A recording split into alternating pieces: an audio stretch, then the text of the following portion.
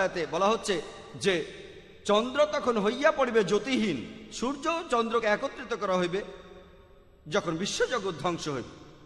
এরপরে সূরা তাকবীরের 1 থেকে 3 নম্বর আয়াত এবং 6 নম্বর আয়াতে উল্লেখ করা হয়েছে যে সূর্য তখন নিষ্প্রভ হইবে, নক্ষত্ররাজি খসিয়া পড়িবে, সমুদ্র তখন স্থিত হইবে, পর্বত সমূহকে চলমান করা হইবে। পবিত্র কোরআনে সূরা ইনফিতারের 1 নম্বর আয়াত থেকে 3 নম্বর আয়াতে বলা হচ্ছে যে আকাশ তখন বিদীর্ণ হইবে, নক্ষত্র খসিয়া পড়িবে। Allah, ilaha illallah is derived from the chapter 9 verse number 5. That iman is the negligence of salah. আসসালামু আলাইকুম ভাই জাকির, আমার নাম সানিয়া, আমি ইসলাম ধর্ম গ্রহণ করেছি। এখন প্রশ্ন হলো, আপনি আপনার লেকচারে কোরআনের বিভিন্ন কথা বলেছেন যেগুলো বৈজ্ঞানিকভাবে প্রতিষ্ঠিত। এমন কোনো আয়াতের কথা কি আপনি বলতে পারবেন যেগুলোর ব্যাপারে বিজ্ঞান এখনো নিশ্চিত হতে পারেনি? বোন, আপনি প্রশ্ন করেছেন যে আমি আমার লেকচারে বলেছি সেই বৈজ্ঞানিক কথাগুলো যেগুলো এখন প্রতিষ্ঠিত সত্য। পবিত্র কোরআনের বিভিন্ন আয়াতের কথা, আমি পবিত্র কোরআনের কিছু আয়াতের কথা বলতে পারি যেগুলো বৈজ্ঞানিকভাবে প্রমাণিত নয়। যেমন ধরুন, পবিত্র কোরআনে সূরা শুরার 29 নম্বর আয়াতে উল্লেখ করা হয়েছে, বলা হয়েছে আল্লাহ এই আকাশমণ্ডলীয় পৃথিবী সৃষ্টি করিয়াছেন এবং এই দুয়ের মধ্যে তিনি সকল জীবজন্তু ছড়াইয়া দিয়েছেন। কোরআন বলছে এই পৃথিবীর বাইরেও জীবজন্তু আছে, আল্লাহ জীবজন্তু ছড়িয়ে দিয়েছেন আকাশমণ্ডলীয় পৃথিবীর মাঝে। এমন বৈজ্ঞানিক প্রমাণ নেই, বিজ্ঞানে এটা প্রতিষ্ঠিত নয় যে পৃথিবীর বাইরেও জীবন আছে। কিছুদিন হলো আমরা এখন রকেট পাঠাচ্ছি, বিভিন্ন গ্রহে স্পেসশিপ পাঠাচ্ছি, স্যাটেলাইট রয়েছে ইত্যাদি। আর মাত্র কয়েক মাস আগে খবরের কাগজে এসেছে যে মঙ্গল গ্রহে কিছু জিনিস পাওয়া গেছে যাতে প্রমাণ করা যায় মঙ্গল গ্রহে জীবন থাকতে পারে। আর এই সম্ভবত গত পরশুদিনের টাইমস অফ ইন্ডিয়ার খবরটা এসেছিল যে চাঁদে বিজ্ঞানীরা পানি খুঁজে পেয়েছে। হয়তো কোনো ধূমকেতু পড়েছিল, তারপর গর্ত তৈরি হয়েছে আর সেখানে পানি জমে বরফ হয়ে গেছে। তাহলে ভবিষ্যতে গবেষণার জন্য সুবিধা হয়ে গেল, আমাদের পৃথিবী থেকে চাঁদে পানি নিয়ে যাওয়ার দরকার নেই, চাঁদের পানি পাওয়া যাবে আর সেই পানি ব্যবহার করা যাবে, আমাদের তাতে কোনো সমস্যাই হবে না। বিজ্ঞান বলছে যে এই সম্ভাবনাটাই বেশি যে এই পৃথিবীর বাইরে জীবন রয়েছে। তবে যেহেতু কোরআনে আছে আমি সেটা বিশ্বাস করি। হতে পারে 2-1 বছর পরে বিজ্ঞানীরা আবিষ্কার করলো যে পৃথিবীর বাইরে জীবন আছে, হতে পারে 50 বছর পরে। বর্তমানে বিজ্ঞানীরা তারা বিভিন্ন রকম মতবাদ দিয়েছেন যে পৃথিবী কিভাবে ধ্বংস হয়ে যাবে।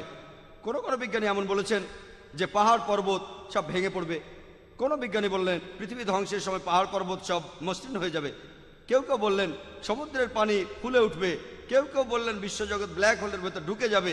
অনেক মতবাদ। পবিত্র কোরআনেও কিয়ামতের দিন সম্পর্কে বলা হয়েছে কিভাবে এই পৃথিবী ধ্বংস হবে। তার অনেক কথা বিজ্ঞানের থিওরির সাথে মিলে যায়, থিওরি প্রতিষ্ঠিত সত্য নয়। যেমন ধরুন, পবিত্র কোরআনের সূরা আহকাফের 3 নম্বর আয়াতে উল্লেখ করা হয়েছে আল্লাহ এই আকাশমণ্ডলী ও পৃথিবী সৃষ্টি করেছেন একটি নির্দিষ্ট সময়ের জন্য। অর্থাৎ বলা হচ্ছে সবকিছুই একদিন ধ্বংস হয়ে যাবে। আর কোরআনে একথা অনেকবার বলা হয়েছে। যেমন ধরুন, পবিত্র কোরআনের সূরা কিয়ামার 8 নম্বর আয়াত আর 9 নম্বর আয়াতে বলা হচ্ছে যে চন্দ্র তখন হইয়া পড়িবে জ্যোতিহীন, সূর্য ও চন্দ্রকে একত্রিত করা হইবে যখন বিশ্বজগৎ ধ্বংস হইবে। এরপরে সূরা তাকবীরের 1 থেকে 3 নম্বর আয়াত এবং 6 নম্বর আয়াতে উল্লেখ করা হয়েছে যে সূর্য তখন নিষ্প্রভ হইবে, নক্ষত্ররাজি খসিয়া পড়িবে, সমুদ্র তখন স্থিত হইবে, পর্বত সমূহকে চলমান করা হইবে। পবিত্র কোরআনে সূরা ইনফিতারের 1 নম্বর আয়াত থেকে 3 নম্বর আয়াতে বলা হচ্ছে যে আকাশ তখন বিদীর্ণ হইবে, নক্ষত্র খসিয়া পড়িবে, পর্বতমালা ভাঙ্গিয়া পড়িবে।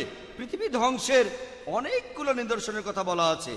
পবিত্র কোরআনের আয়াতে এই কথাগুলো বলা হয়েছে, এগুলোকে বিজ্ঞান এখনো প্রমাণ করতে পারেনি। যেমন ধরুন, পবিত্র কোরআনে আরো আছে সূরা আম্বিয়ার 104 নম্বর আয়াতে উল্লেখ করা হয়েছে সেদিন আকাশমণ্ডলীকে গুটাইয়া ফেলিব, যেভাবে গুটানো হয় লিখিত দপ্তর।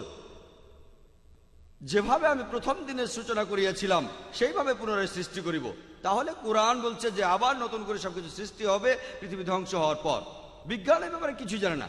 কোরআন বলছে পৃথিবীর প্রথম মানুষ হলেন আদম আলাইহিস সালাম, বিজ্ঞান এটা প্রমাণ করতে পারেনি।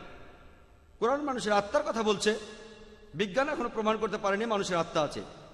পবিত্র কোরআন এছাড়াও বলছে জিনের কথা, আত্মার কথা, ফেরেশতার কথা, বিজ্ঞান এটা প্রমাণ করতে পারেনি।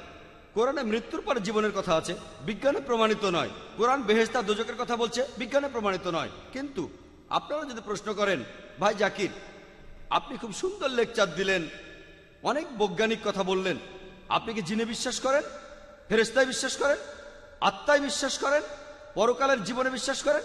এগুলো কি অযৌক্তিক নয়? আমি তখন বলবো না, এগুলো অযৌক্তিক নয়, এগুলো বিশ্বাস করার পেছনে যুক্তি রয়েছে। আমি অন্ধভাবে বিশ্বাস করছি না। পরকালের জীবনে, আত্মায়, বেহেশত আর দোজখে, জিন আর প্রেতাত্মায়, এর পেছনে যুক্তি রয়েছে। আমার যুক্তির ভিত্তি হলো, এখানে ধরে নেন যেসব বৈজ্ঞানিক কথা আছে পবিত্র কোরআনে, এই কথাগুলোর মধ্যে আনুমানিকভাবে 80% কথা প্রমাণিত হয়েছে পুরোপুরি সঠিক। পবিত্র কোরআনে যে বৈজ্ঞানিক কথাগুলো আছে তার 80% কথা আধুনিক বিজ্ঞান দিয়ে প্রমাণ করে দেখা গেছে কথাগুলো 100% সঠিক। বাকি 20% কথা প্রমাণিত হয়নি। কোরআনের কোনো কথার 0.001% মিথ্যে বলে প্রমাণিত হয়নি। যদি একটি আয়াত মিথ্যে বলে প্রমাণিত হয় কোরআন, তাহলে আল্লাহ তাআলার বাণী নয়। তাহলে এই 20% কথার সত্যতা সম্পর্কে আমরা অনিশ্চিত, আমরা জানি না।